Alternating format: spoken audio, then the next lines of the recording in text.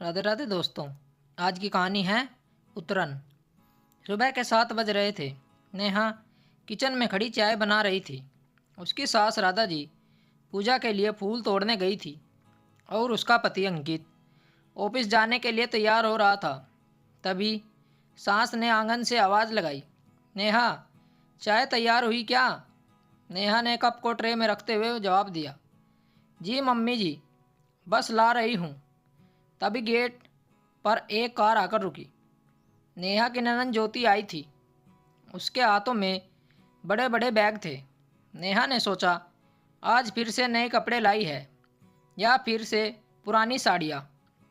ज्योति ने घर में घुसते ही मुस्कुराते हुए कहा, भाभी ये देखिए। ज्योति ने अपनी भाभी नेहा के आगे साड़ियों का बड़ा सा ढेर रख दिया। ये सब आपके लिए लाई हूँ, देखिए कितनी सुंदर हैं। नेहा ने हल्की मुस्कान के साथ साड़ियों को देखते हुए कहा, नहीं दीदी, रहने दीजिए। अभी तो आपने कुछ दिन पहले ही सूट और साड़ी दी थी, आप फिर से परेशान हुई।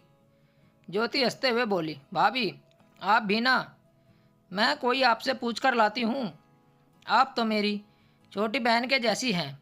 जो कपड़े मैं पहनकर बोर हो जाती हूँ वो आपके लिए रख देती हूँ। आपको तो खुश होना चाहिए कि मैं आपके बारे में इतना सोचती हूँ। तभी कमरे के बाहर से सास की आवाज़ आई, अरे बहू, जब तेरी ननद इतना प्यार से दे रही है तो रख ले। हमें तो हमारी ननद ने कभी कुछ नहीं दिया, तू तो बड़ी खुशनसीब है। इतना सुनकर ज्योति ने साड़ियों का ढेर नेहा की गोद में रख दिया।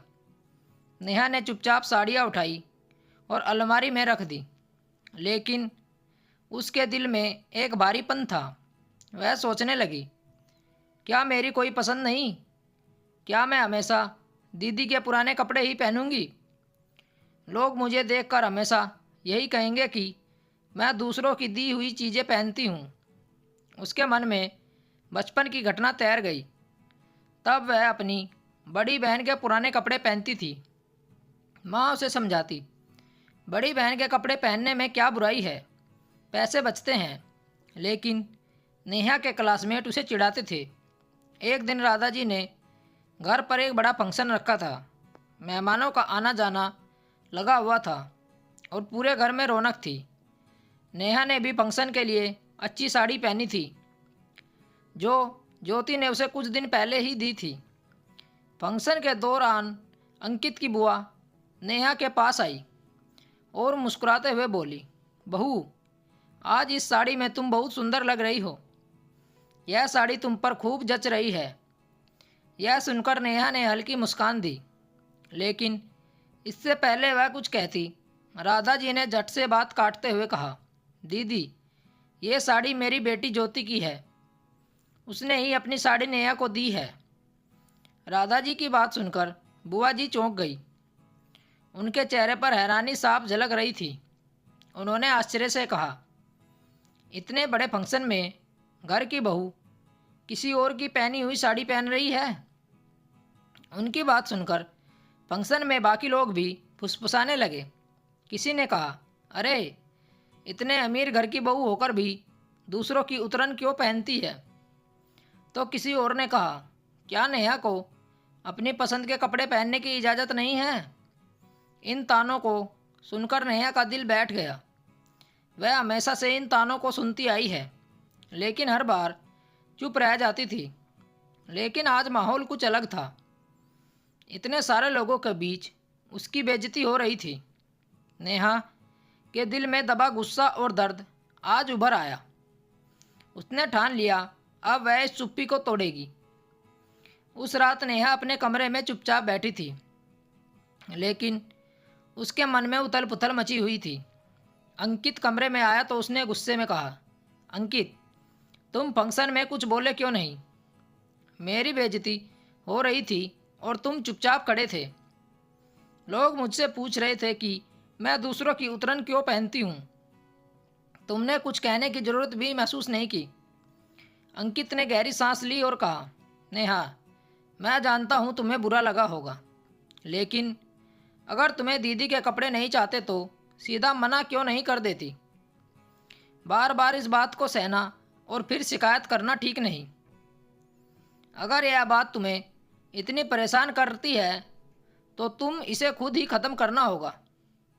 नेहा ने उसकी बात सुनी और कुछ देर चुप रही और सोचने लगी, क्या अंकित सही कह रहा है? क्या मुझे दीदी से साफ साफ मना कर देना चाहिए? क्या इससे हमारे रिश्तों में खटास आ जाएगी? क्या वह मुझे गलत समझेगी? नेहा ने सोचा, उसे कुछ ऐसा करना होगा जिससे ज्योति को बात भी समझ आ जाए और उनका रिश्ता भी खराब न हो। अगली सुबह नेहा ने साड़ियों को एक बैग में भरकर ज्योति के पास ले जाने का फैसला किया। वह सास के कमरे में पहुंची और मुस्कुराते हुए बोली, दीदी, आप हर बार मुझे अपने कपड़े देती हैं। इस बार मैंने सोचा मैं भी अपनी कुछ साड़ियाँ आपको दूं। ये देखिए, ये मेरी फेवरेट साड़ी है, लेकिन अब मैं इन्हें नहीं पहनती तो सोचा आपको दे दूं। ज्योति ने चौंकते हुए कहा, भाभी, आप मुझे अपनी पुरानी साड़ी क्यों दे रही हैं? मुझे आपके उतरन की कोई ज़रूरत नहीं। इससे पहले ज्योति कुछ और कहती, सास ने गुस्से में कहा, नेहा, ये क्या कर रही हो? ननंद को अपनी पुरानी चीज़ें देना अच्छी बात नहीं। नेहा ने शांत स्वर में कहा, मम्मी जी, अगर दीदी को मेरी उतरन पहनने में दिक्कत होती है तो मुझे भी उनकी उतरन नहीं चाहिए। मैं दीदी की बहुत इज्जत करती हूँ, लेकिन क्या मेरा भी हक नहीं कि मैं अपनी पसंद के कपड़े पहनूं? ज्योति ने नेहा की बात सुनी तो उसे एहसास हुआ कि वह अनजाने में नेहा को नीचा महसूस करा रही थी। उसने तुरंत माफ़ी मांगते हुए कहा, भाभी, मुझे सच में नहीं पता था कि मेरी आदत आपको इतनी परेशान कर रही है। आपने कुछ नहीं कहा, इसलिए मैं समझती रही कि आपको यह अच्छा लगता है। आगे से ऐसा कभी नहीं होगा। अब ज्योति ने नेहा को शॉपिंग ले जाना शुरू कर दिया ताकि वह अपनी पसंद के कपड़े खरीद सके। राधा जी ने भी अपनी गलती मानी और नेहा से कहा, बहू, तुमने जो बात आज कही वह पहले ही कह देती तो ये परेशानी कभी नहीं होती। रिश्तों में कड़वाहट से अच्छा है कि हर बात साफ साफ कह दी जाए। अब नेहा और ज्योति का रिश्ता पहले से ज़्यादा मजबूत हो गया। रिश्तों में गलतफहमी ना हो, इसके लिए हमें अपनी बात सही समय पर रखनी चाहिए। स्टोरी को लेकर आपकी क्या राय है? नीचे कमेंट करके हमें बताएं। ऐसी ही और बेहतरीन कहानियाँ सुनने के लिए हमारे चैनल रोचक कहानी वॉइस को ज़रूर सब्सक्राइब करें। मिलते हैं आपसे एक और नई कहानी के साथ। तब तक जुड़े रहिए हमारे चैनल के साथ। कहानी सुनने के लिए आप लोगों का बहुत बहुत धन्यवाद। राम राम दोस्तों।